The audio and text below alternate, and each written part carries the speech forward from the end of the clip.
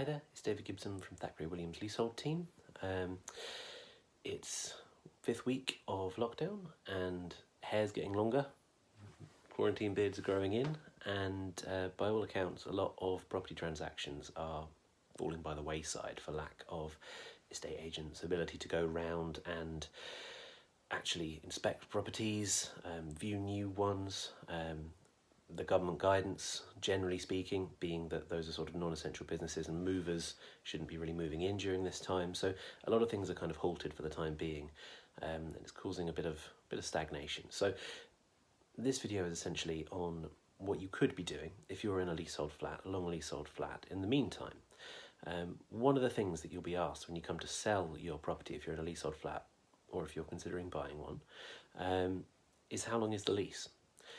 And the answer to that question you can find out fairly easily, either from the documentation you had from your solicitor when you bought it, a copy of the lease, or a copy of the land registry title would tell you as well.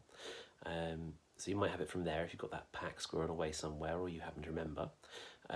Alternatively, you can go on the land registry website and download a copy of the title to your property, and that will tell you the term of your lease on it in the second register, the proprietorship register. And once you know that, if it's getting to or is running below 80 years, it's an immediate flag that when you come to put this property on the market, or again, if you can do the same thing if it's a property you're considering looking at, if there's a for sale sign, it's just paused on the marketing, you can look at it there, £3 to download the entries for it. If the lease is running at around that kind of length, you might struggle to get a mortgage over it. And if you're selling, your buyers might struggle to get a mortgage over it without the lease being extended. So now might be an apt time for you to consider approaching your freeholder and seeing whether they will make you an offer to extend your lease. You have to be a bit careful when you're negotiating terms to extend your lease, but there's no harm in asking, what will you offer me, if anything at all? How much would you charge as well if you're going to make a charge to either make an offer or to do it? And what terms are you willing to enter into with me?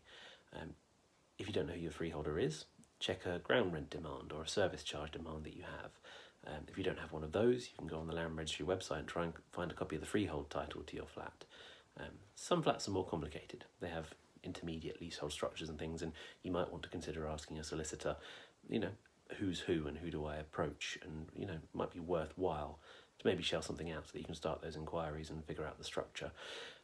Depends on how you feel about it. But once you know your lease is running short, you'll need to do something. It will be either that, a negotiation, or if that fails or you don't pursue it, don't want to pursue it that way, or you get made an offer that's no good or you're not happy with, you can pursue a formal lease extension claim. And that might mean potentially tying that in with a sale.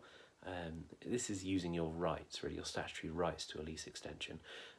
Might mean tying it in with a sale, might mean putting a sale on hold for a while in some cases. But either way, whilst things are a little bit stuck, it might be a good time to start considering your options. So feel free to get in touch with us or your solicitor of choice to discuss your options in terms of extending your lease, and make the most of the fact that we're stuck. Do what you can, maybe. Hope that's useful. Thank you.